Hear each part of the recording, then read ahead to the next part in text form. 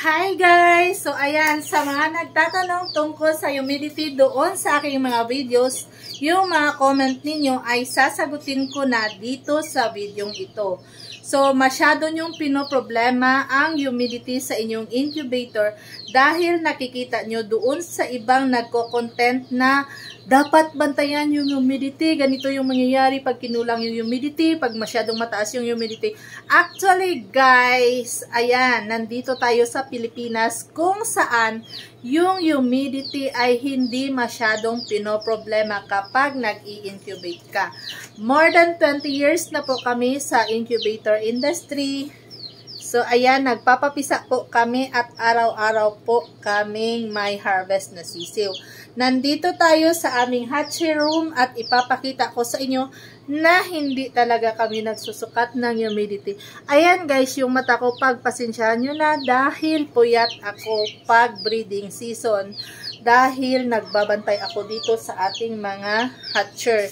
Kailangan kasi bantayan para hindi tayo masiraan ng mga itlog at kunting taas lang ng temperature, siguradong sira na po yung inyong mga itlog. So, baka wala tayong pambaya dahil ang mamahal na mga materyales nitong ating mga clients. So, ayan guys, baka pagkatapos nyong tingnan itong aking video, ay hindi na kayo mamomroblema sa humidity na tinatawag sa inyong mga incubator. So, ayan, disclaimer lang guys, hindi ko ipipilit sa inyo kung talagang gusto nyong sukatin yung humidity ng inyong incubator. Ang sa akin lang, gusto kong ipakita sa inyo na hindi talaga kami nagsusukat ng humidity.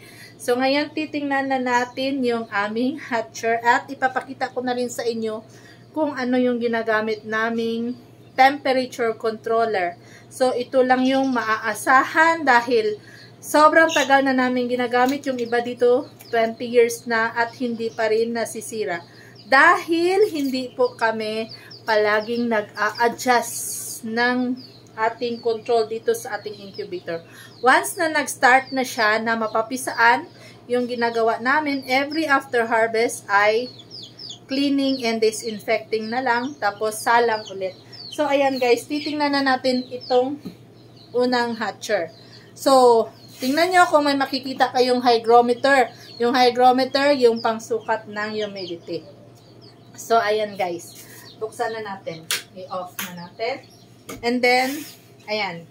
So, isa pang dapat kong linawin sa inyo, yung mga nagbablog dyan. Ayan, yung mga nagbablog na bawal daw buksan yung inyong mga incubator habang nagpipisaan. Ayan guys, oh. Bukas na bukas. So, ayan. Bubuksan natin. And, titingnan natin kung ano yung nasa loob. So, ayan. Ayan, hindi nakikita masyadong mataas. Ibaba ko muna konti yung ating, para makita nyo yung loob ng ating incubator. Baba natin konti. Ayan. Tsaka ilapit. Sana ba yung control? Ayun. Kita na ba yung control? Hindi yata. Ayan yung control. Ayan guys. Ayan. Pasensya na kayo kasi hindi naman talaga tayo vlogger. Hatchery owner talaga tayo. Ayan. Tingnan mabuti. Ha? Para wag mo siya laging tanong ng tanong tsaka paniwala ng paniwala dyan sa mga nagbablog na hindi naman talaga nagpapapisa, no? For the content lang. So, ayan. Kung nakikita ninyo itong dalawang bulb lang yung gamit. Hindi ko alam kung ilang watts yan. Nakalimutan ko na. Pero actually, 50, 100 yung ginagamit namin dati. Tapos, okay lang naman yan kahit maggamit kayo ng 50 to 100 watts. I-test nyo lang kung sino yung mas mabilis magpaakyat ng temperature saka ma-reach yung tamang temperature, no? Kasi minsan nauubusan din ng stock. So, syempre, papalitan natin yung ating mga bulb. Mas maliit yung wattage, mas matagal niya ma-reach yung tamang temperature. So, yung temperature controller na ginagamit, ayan. Yung brand niya is Brower Thermostat Control Switch. So, kung i-search niyo sa Shopee, meron din siya. And yung sa amin, dito talaga kami bumibili sa mga physical store kasi yung reason is pag defect active yung item, madali nating mapapalitan. So, ayan guys, silipin ninyong mabuti. So, ayan. Video natin ha. Ayan. So, pwedeng buksan. Ayan. Ngayon, alam nyo na mali yung pinaniniwalaan ninyo na hindi pwedeng buksan. At tingnan nyo, hindi tayo nagsusukat ng humidity, pero tingnan nyo yung mga sisiw. Ang gaganda. So, ayan. Yung pang-humidity lang talaga natin, pang-support sa humidity. Itong ganitong lalagyan ng tubig. So, nilalagay lang natin dito. Ayan, guys. So, wala kayong makikitang hygrometer, diba? So, tingnan natin. Tingnan ninyo. May mga itlog doon. Yung mga itlog ng na-harvest na. Ayan, guys. Tingnan ninyo ang resulta. O, diba?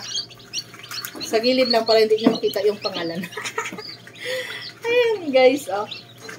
Yan yung hindi nagsusukat ng humidity at actual na papisaan ng mga sisiw. So, ayan, hindi ko kayo pipilitin na paniniwalaan ninyo yung mga videos ko, pero bahala kayo dyan. At least ako, sinishare ko sa inyo yung actual na ginagawa namin dito. Dito tayo sa pangalawang hatcher. Kasi guys, ang dami kong pinapapisa araw-araw. Pero kung ayaw nyo pa rin maniwala, doon kayo sa mga vloggers na maraming kaikikan, hindi talaga kayo makapagpapisa. O, ayan guys. Ayan.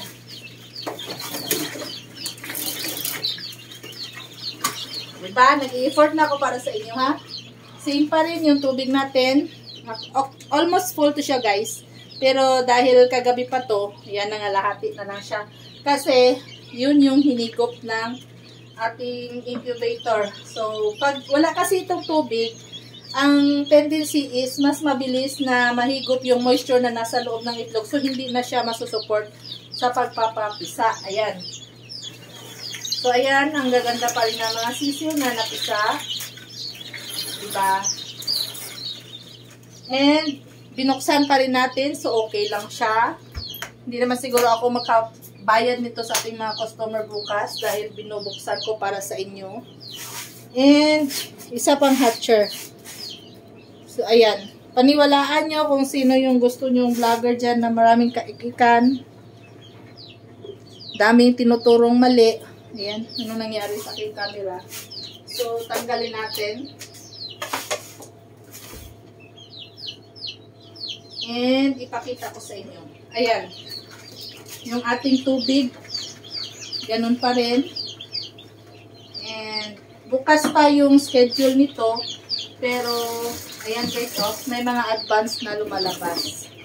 Ayan. Diba? Ang gaganda na mga sisi, wala kayong masyadong nakikitang dumudugo, malaki ang tiyan, yung mga pilay. Ibig sabihin, maganda talaga yung temperature setting natin. So, 37.5 lang talaga yung setup natin, guys. Ayan. Kita ba? O, diba? Ang ganda ng mata niya, oh. Wala siyang muta. So, ganun. Makikita ninyo na maganda yung incubator. Pero, saka yung nagbabantay. Hindi, sipag lang yan, guys. Pag marunong ka talaga magbantay. Balik ko muna. And, ayan. So, ayan. Siguro naman, hindi na kayo mamumblema ngayon sa humidity ng inyong mga incubator. So, palagi kasing tinatanong sa akin about sa humidity kasi yung start ko na video dito is about sa humidity. So, nilagyan ko lang talaga yun nung ganun, guys. Kasi gusto kong ipakita kung ano yung humidity dito mismo sa Jensen. So, doon para sa mga clients namin na nakakita na aking mga video. So, actually, hindi ko siya sinasabi sa lahat na mayroon akong YouTube channel. Kasi, personal ko naman silang nakakausap dito and na-i-share ko sa kanila yung some advices para naman mapataas yung kanilang performance. So, gusto kasi natin na maganda yung maganda yung mga sisiyo na mapapisa nila. Pero syempre, hindi yan nakadepende lahat sa incubator.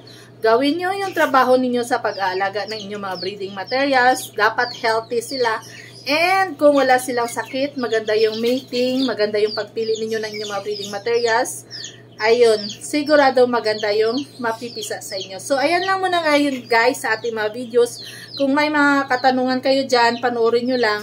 And itry kong sasagutin sa inyo gawa ng video gamit itong ating actual na mga incubator dito and actual tong ginagawa natin araw-araw, kaya walang halong keme, walang pa-effect-effect dyan para manood kayo.